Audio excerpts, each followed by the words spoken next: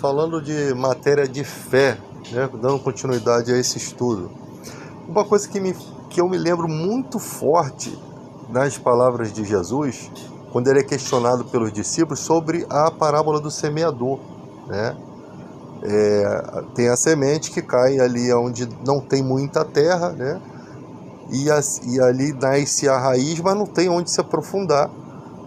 Isso demonstra nos ensinos de Jesus que são pessoas que recebem o evangelho com alegria.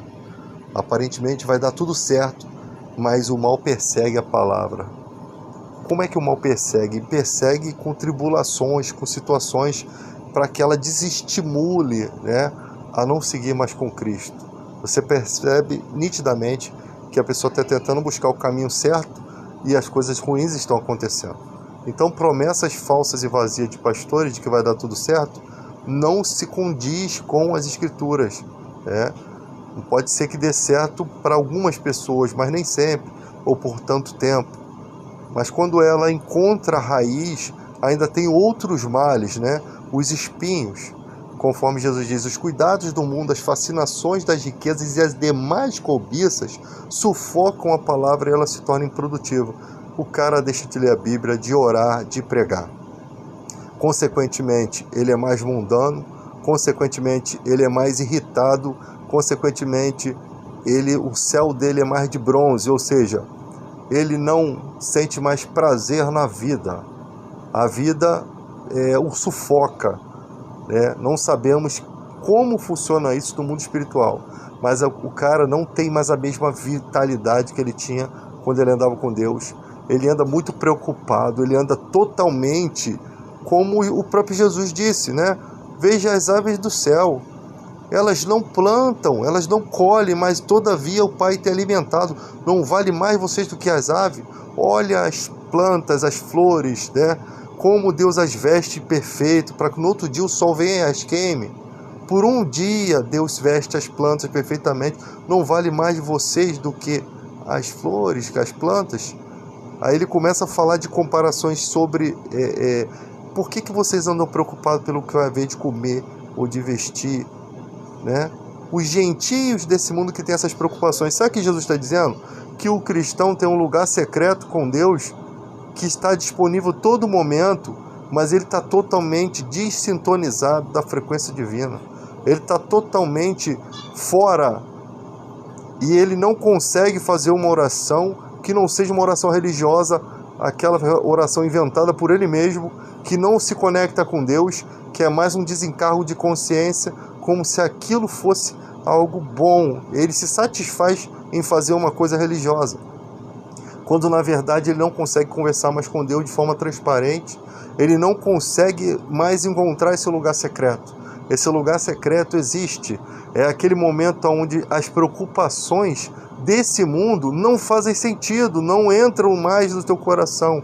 Só que você não consegue ficar naquele lugar secreto porque você é humano, é carnal. E no outro dia você esquece que você tem aquele lugar. É por isso que nós temos que pregar. Por quê? Porque as pessoas precisam entrar sempre, todos os dias, nesse lugar secreto e permanecer. Como isso? A sua mente tem que estar voltada em Deus. Há muitas coisas que nos cercam. Eu mesmo sou cercado por situações de injustiça social, envolvendo o mundo totalmente injusto, e a gente vai tentando fazer alguma coisa com as nossas próprias forças, né? Falando de questões políticas, falando de certas questões, é importante, sim, são coisas importantes em determinados momentos da vida, mas a nossa luta não é essa sempre. A nossa luta não é contra o sangue nem contra a carne. A palavra de Deus, ela é o único poder que transforma uma pessoa. O ser humano, ele pode estar... Você pode mostrar a verdade para ele do mundo, não estou falando a verdade bíblica. Você pode mostrar que está errado aquilo. Você pode mostrar que aquela pessoa que ela admira está totalmente errada, mas ela quer continuar admirando aquela pessoa, porque há pensamentos do coração dela que se inclinam para aquele tipo de comportamento, para aquele tipo de ação, que ele consegue perdoar. As pessoas têm... elas boicotam a sua própria integridade em prol de outra pessoa, porque ela acredita naqueles ideais. Então nada do que aquela pessoa faça vai trazer a falta de admiração. Algumas pessoas ficam no meio do caminho e elas dizem, não, tem realmente, essa pessoa não é aquilo que eu pensei, e elas conseguem abandonar aquele caminho errado, né? Elas conseguem sinceramente olhar para dentro de si. São pessoas que perderam a personalidade por um tempo, mas ela vê tanta coisa suja que ela retorna à sua personalidade. O mundo é assim. O mundo é assim. O que não pode acontecer é que os cristãos estão sendo assim. Às vezes eu fico horrorizado com o pensamento cristão. Às vezes eu fico horrorizado, pessoas que têm o Espírito Santo. Eu fico horrorizado com os apoios que essas pessoas fazem até no mundo da política. Eu fico abismado com as suas admirações em pessoas que não têm caráter nenhum. Porque, onde eu quero chegar com isso? Que pessoas que têm a espiritualidade, elas têm todo o discernimento para enxergar o que é mal. Só que eu estou vendo pessoas que se dizem assim, andando de mão dada com o capeta, andando de mão dada com o mal. Não vou falar de lado A, lado B, não é aqui o foco da mensagem. Mas uma pessoa espiritual, ela consegue ter discernimento sobre o que é certo e o que é errado muito melhor do que muita gente. Muito melhor do que muita gente. Porque ela não se deixa corromper, o coração dela não se deixa corromper. Ela consegue ver se uma pessoa que ela admira está fazendo uma coisa errada, e ela tem coragem de dizer que aquela pessoa que ela admirava, nesse quesito aqui, ela errou. Ela não passa pano. Ela não passa pano. Se de fato ela entendeu que aquilo ali era errado. Então, voltando à situação, já estou até desvirtuando aqui. Esse lugar secreto, ele é acessível às pessoas, né? Só que as pessoas ficam totalmente preocupadas com tudo.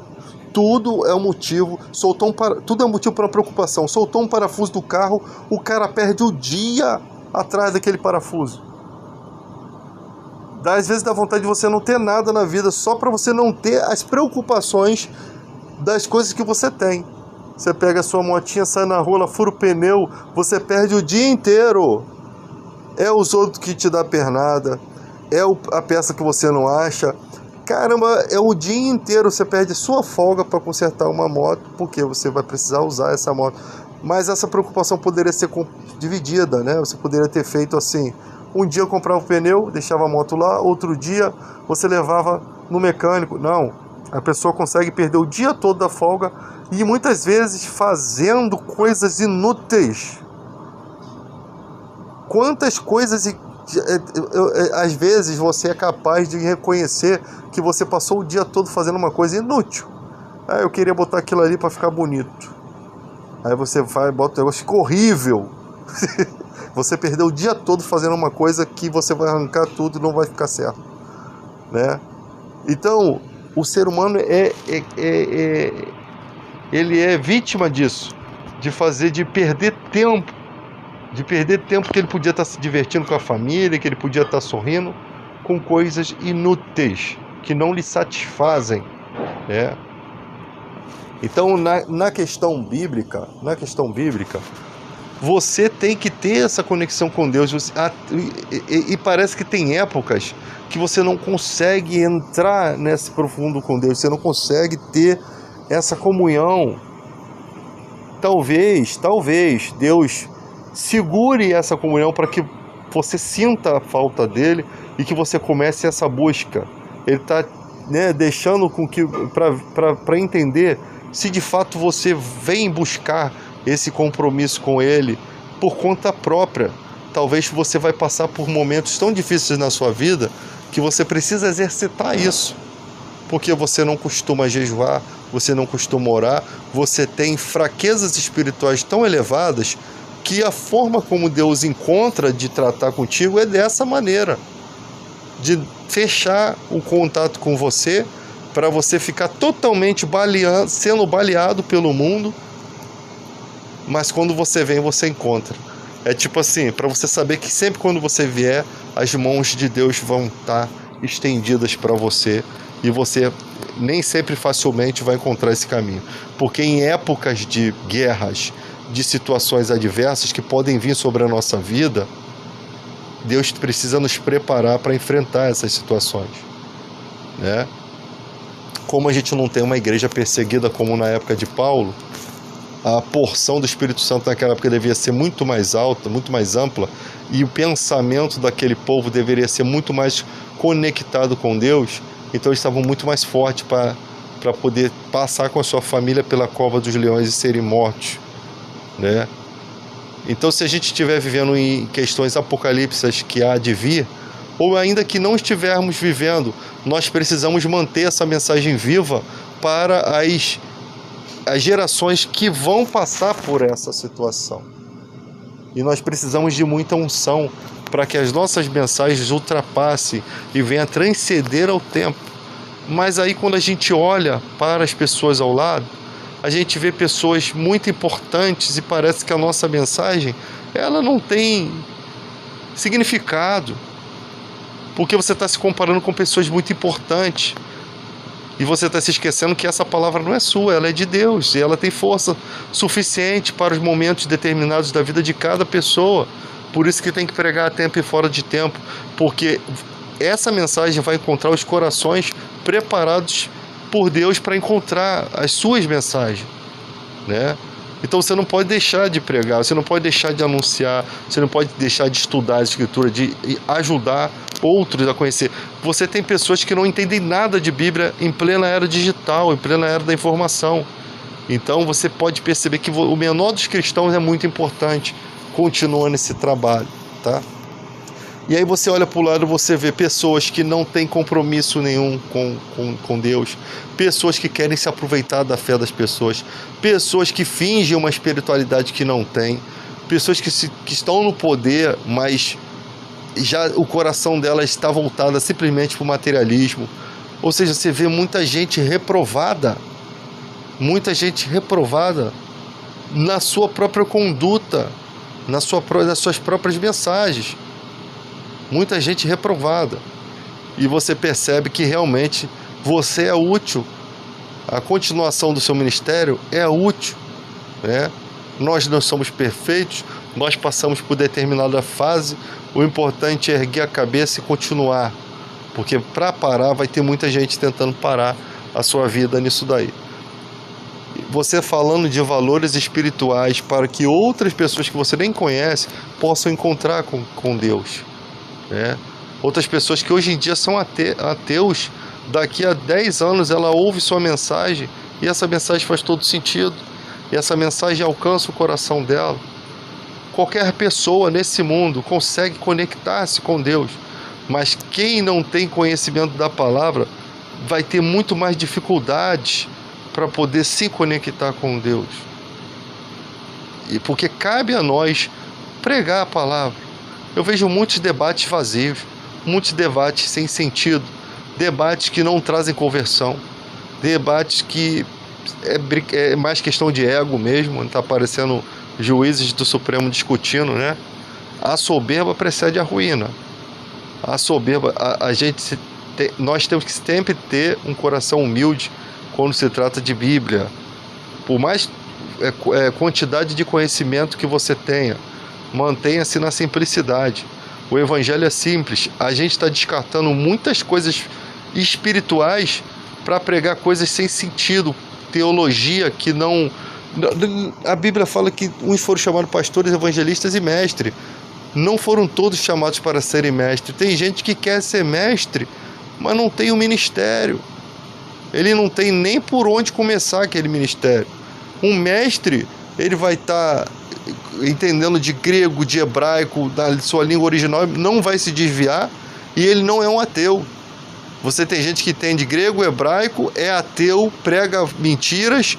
São esses mestres do mal que vão ser enfrentados pelos mestres da igreja, que conhecem a Bíblia, né, que dizem que quando você conhece quanto mais você conhece da Bíblia, menos você se torna cristão. Isso é uma mentira.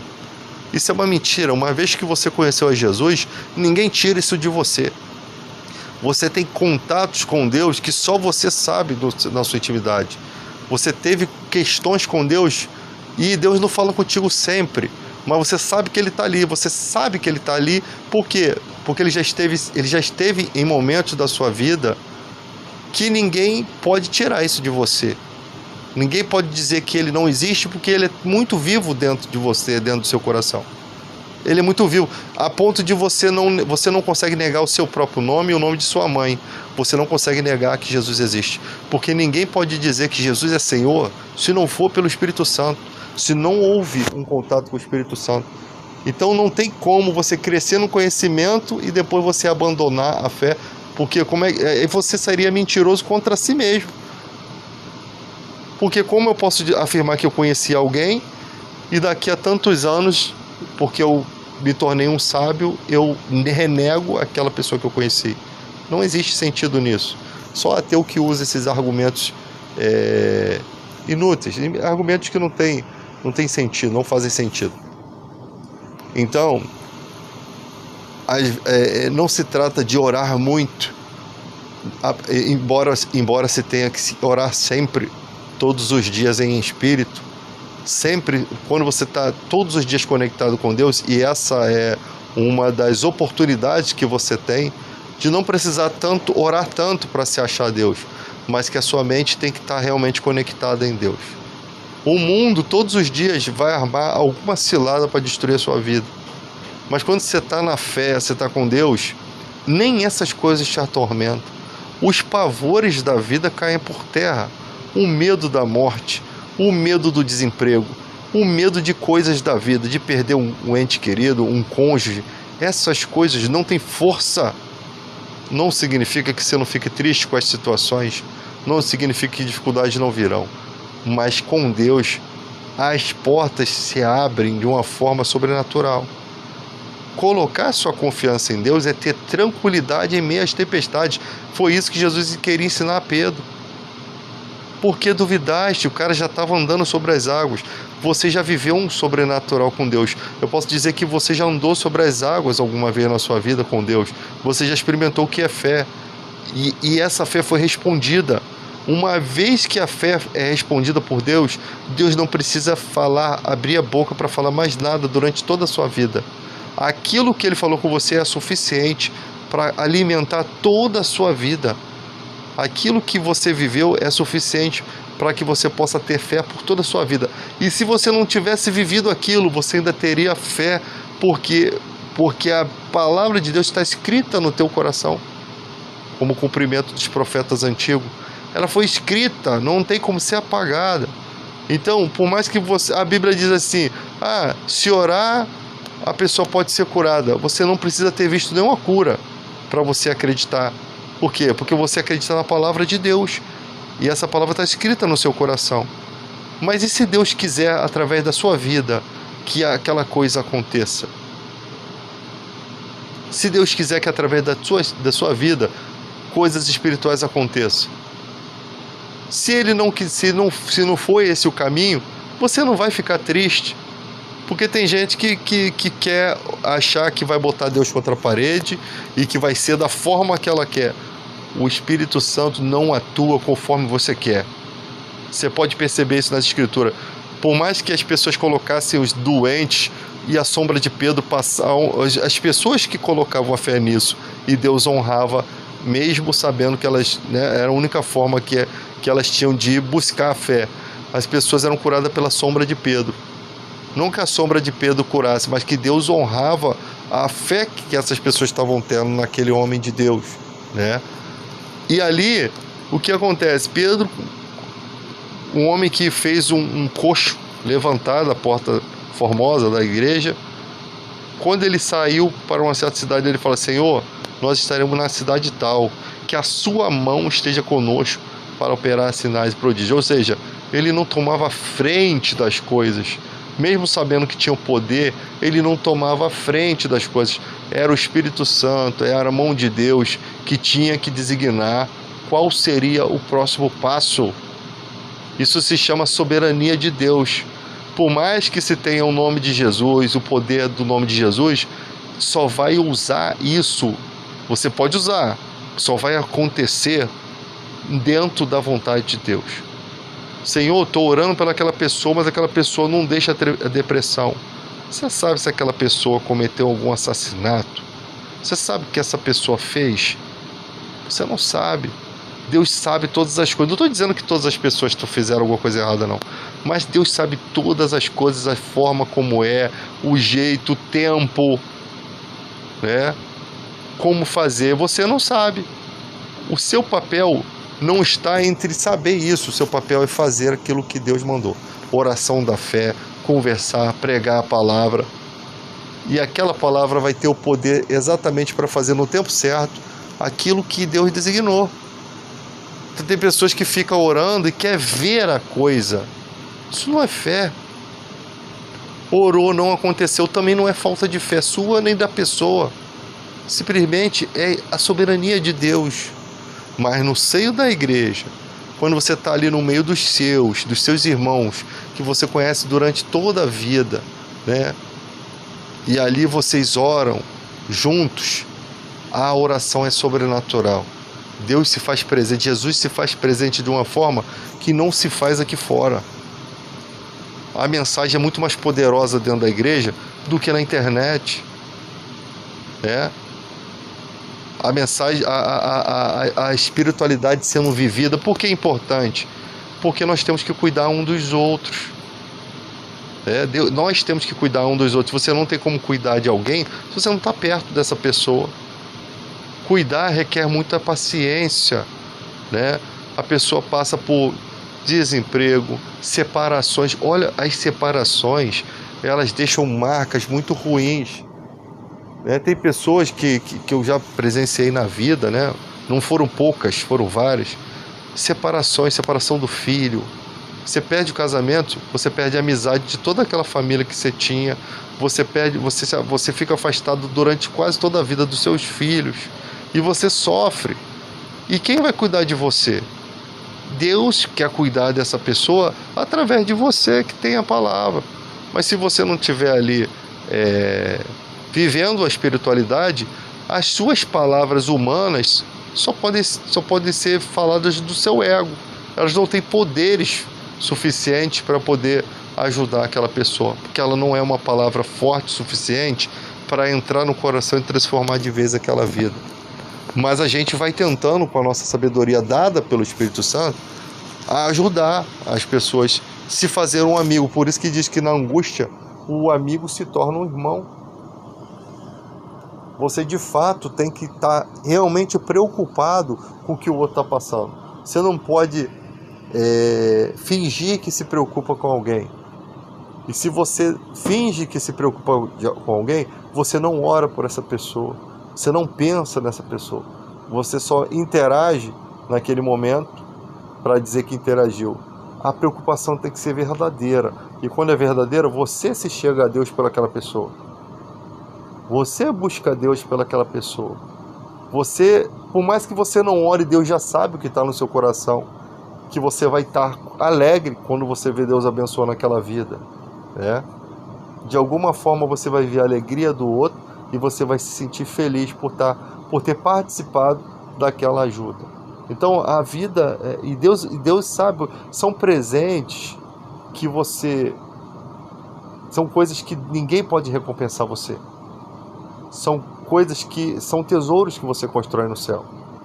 Quando você não tem recompensa a não ser você vê o sucesso, você vê o que Deus faz naquela vida que você confiou e que você no seu íntimo pediu a Deus. Você se alegra com aquilo. E olha que tem pessoas na nossa vida que elas vão muito à frente que a gente. Elas vão ter um sucesso muito maior do que o nosso. E a gente não vai ficar triste por isso. Tem gente que vai embora da nossa vida e a gente nunca mais vê. Ela tem uma vida de sucesso. A gente vê pelas redes sociais. A gente não fica triste com essas coisas. A tristeza se dá às vezes por você não interagir mais, porque o ciclo de amizade daquela pessoa mudou, Ela nunca mais se lembrou de você, mas você sabe que você fez parte daquela história. Você sabe que aquela vida no momento da história foi muito importante. Você está ali, e você viveu o que Deus preparou para você viver. E ali você tem que seguir para outras vidas. É assim que funciona. Não ache que o mundo é ingrato, não ache que é ingratidão, é simplesmente as pessoas se desconectam, se desprendem e voam para o seu curso de vida. E você tem outros compromissos. E Deus nunca deixa você solitário nesse quesito, porque no final de tudo, quando esse mundo material acabar, a gente vai ter um mundo muito melhor para ter tempo suficiente para viver. As injustiças que ocorrem aqui, elas vão ser reparadas no mundo que há de vir. Porque não tem como.